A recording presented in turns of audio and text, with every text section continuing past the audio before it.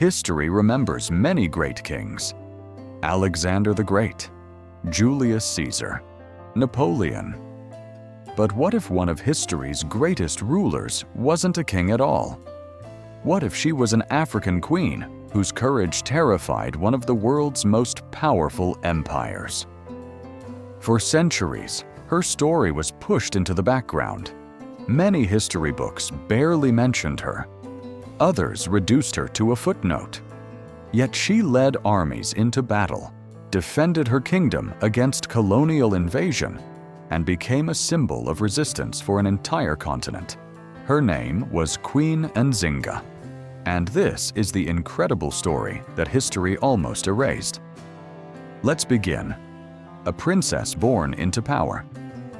Queen Nzinga was born around 1583 in the kingdom of Ndongo, in what is now modern-day Angola.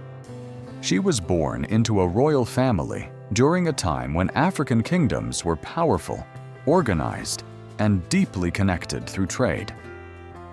From an early age, Nzinga stood out. She learned diplomacy. She understood military strategy. She watched how leaders negotiated alliances and defended their lands. Unlike many women of her time, she was educated in politics and warfare, skills that would later define her reign. No one knew it then, but this young princess would become one of Africa's greatest leaders. A kingdom under threat. During the early 1600s, Portuguese forces were expanding deeper into Central Africa. Their goals were clear: control valuable trade routes, expand their influence, and capture people to fuel the growing transatlantic slave trade. Ndongo faced increasing pressure. Entire communities were being attacked. Villages were destroyed. Thousands of people were taken from their homes. The kingdom needed strong leadership more than ever. The famous meeting. One of the most legendary moments in African history came during Nzinga's diplomatic meeting with Portuguese officials. According to historical accounts, when she arrived for negotiations, the Portuguese offered her no chair. It was a deliberate attempt to make her appear inferior. Nzinga refused to accept the insult. Instead, one of her attendants knelt down, allowing her to sit on their back while speaking eye to eye with the Portuguese governor. The message was unmistakable. She would negotiate as an equal, not as someone beneath them. That single moment became one of the most powerful symbols of African dignity and resistance. Becoming queen. After years of political instability and conflict, Nzinga became queen. But inheriting the throne also meant inheriting a war. Portuguese forces continued expanding. Neighboring kingdoms shifted alliances. The future of Ndongo seemed uncertain. Rather than surrender, Queen Nzinga completely transformed her kingdom's strategy. She strengthened the military, built new alliances, improved defenses, and inspired her people to keep fighting. A brilliant military leader. Queen Nzinga wasn't simply a ruler who stayed behind palace walls. She often helped direct military campaigns and became known for her determination and leadership during times of conflict. She used clever tactics instead of relying only on larger armies. When necessary, she relocated her forces. She formed strategic alliances with neighboring states. She adapted quickly to changing situations. Her ability to outthink stronger opponents allowed her kingdom to survive for decades against a much larger colonial power. Very few leaders of the 17th century matched her resilience. Fighting for freedom. For many historians, Queen Nzinga represents something much larger than one kingdom. She became one of the earliest African leaders to organize long-term resistance against European colonial expansion.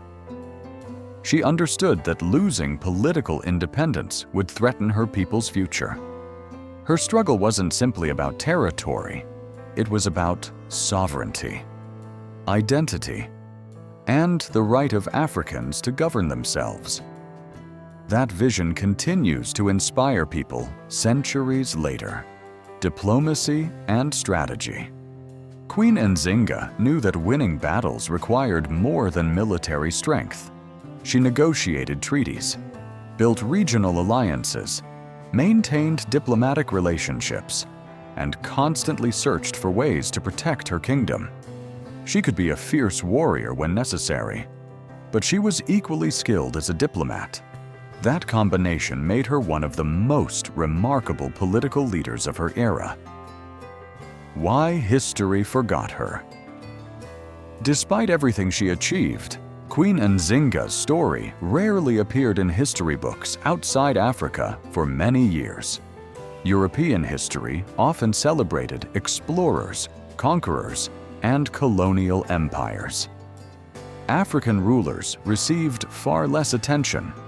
As a result, generations grew up learning little about one of the continent's greatest queens. Fortunately, that is beginning to change. Today, historians continue uncovering and sharing the stories of remarkable African leaders whose contributions were overlooked for far too long. Her legacy today. Across Angola and beyond, Queen Nzinga remains a national hero. Schools teach her story. Statues honor her legacy.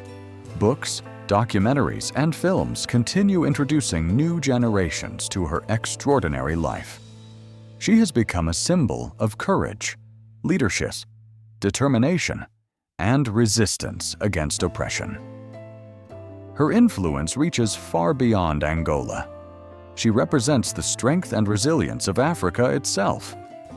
What we learnt from this: history is often written by the powerful, and sometimes that means extraordinary people are forgotten. Queen Nzinga was one of those people. She refused to bow to intimidation. She defended her kingdom against overwhelming odds. She combined diplomacy with military brilliance. And she proved that leadership is measured not by gender, but by courage, vision, and determination. Today, her name deserves to stand beside history's greatest rulers, not because she sought fame, but because she earned it. What do you think? Should Queen Nzinga be taught more widely in schools around the world? Comment below. And don't forget to like the video, subscribe, and turn on notifications for more fascinating stories from African history.